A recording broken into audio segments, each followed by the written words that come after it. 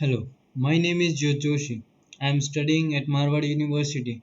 I am currently pursuing my BTech degree in ICT, Information and Communication Technology. Today, I am going to talk about the comparison of all type of AM, which is a conceptualization topic given and guided by our sir, Professor Chandrasi Parmar, for the subject ICE, Introduction to Communication Engineering. So let's begin. The comparison of all types of AM. Here are the topics we are going to cover. Introduction to AM, double sideband surpassed carrier modulation, single sideband modulation, and vestigial sideband modulation. First, first of all, introduction to AM. So what is basically AM? Amplitude modulation. Okay, amplitude modulation is a modulation technique used in electronic communication, most commonly for transmitting messages with a radio wave. In amplitude modulation, the amplitude of the wave is varied in proportion to that of the message signal, such as an audio signal. This technique contrasts with angle modulation, in which either the frequency of the carrier wave is varied, as in frequency modulation, or its phase, as in phase modulation. AM was the earliest modulation method used for transmitting audio in radio broadcasting. It was developed during the first quarter of 20th century, beginning with Roberto Landel de Moura and Reginald Fessaden's radio telephone experiments in 1900. This original form of AM is sometimes called double sideband amplitude modulation because the standard method produces sidebands on either side of the carrier frequency.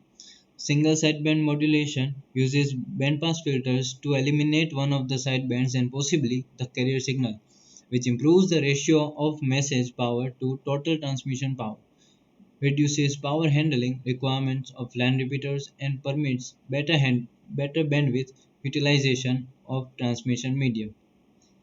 So, AM remains in the use in many forms of communication in addition to AM broadcasting. Here are some of the examples where AM is basically used, like shortwave radio, amateur radio, two-way radios, VHF aircraft radio, citizen band radio, and in computer modems in the form of QAM. This was the part of introduction to amplitude modulation. Now we will going to have a look at double sideband surpassed carrier transmission. So what is DSBSC? It is a transmission in which frequencies produced by amplitude modulation are symmetrically spaced above and below the carrier frequency, and the carrier level is reduced to the lowest practical level, ideally being completely suppressed. In DSBSC modulation, unlike in AM, the wave carrier is not transmitted. Thus, much of the power is distributed between the sidebands. That implies an increase of the cover in DSBSC compared to AM for the same power use. So here in DSBSC, transmission is a special case of double sideband reduced carrier transmission. It is used for radio data systems. This mode is frequently used in amateur radio voice communications, especially on high frequency bands. These were some of the example of DSBSC, that it is used in amateur radio voice communication, especially that happens on the high frequency bands and radio data systems. So here is the figure for DSBSC, the modulating signal and then the amplitude modulated wave and then suppressed carrier wave. Now we will going to have look at SSB. So what is SSB? SSB is single sideband modulation, which basically means a derivative of amplitude modulation AM. By removing some of the components of the ordinary AM signal, it is possible to significantly improve its efficiency. It is possible to see how an AM signal can be improved by looking at the spectrum of the signal. So, when a steady state carrier is modulated with an audio signal, for example, a turn of 1 kHz, then two smaller signals are seen at the frequency 1 kHz above and below the main carrier. It can be seen that if the top frequency that is modulated onto the carrier is 6 kHz, then the top spectra will extend to 6 kHz above and below the signal. In other words, the bandwidth occupied by the AM signal is twice the maximum frequency of the signal. The carrier is a steady state signal and it itself carries no information, only providing a reference for the demodulation process. Single sideband modulation improves the efficiency of transmission by removing some unnecessary elements. So, in the first instance, the carrier is removed. It can be reintroduced in the receiver. And secondly, one sideband is removed. Both sidebands are mirror images of one another, and they carry the same information.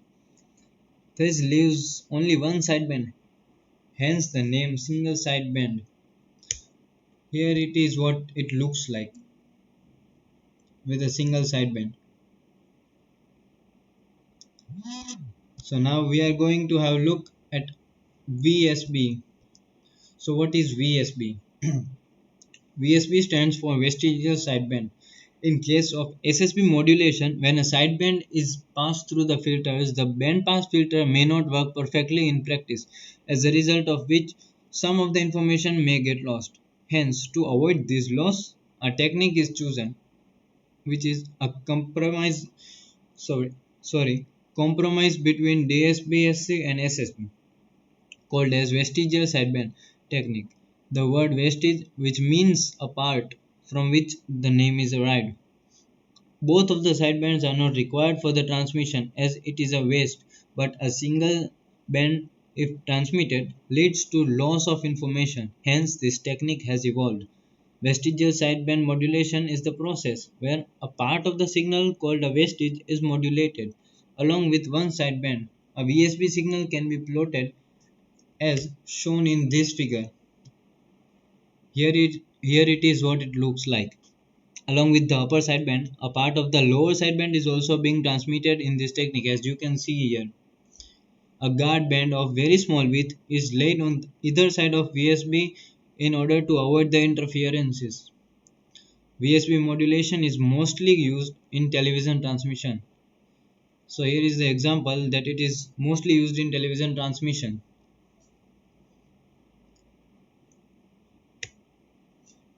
This was the comparison of three types of AM, namely DSBSC, SSB and VSB. And here is a very beautiful quote.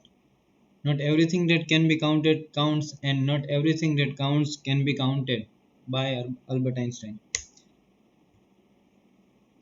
If you have any doubt, you can ask in comment section and feel free to ask. Thank you so much.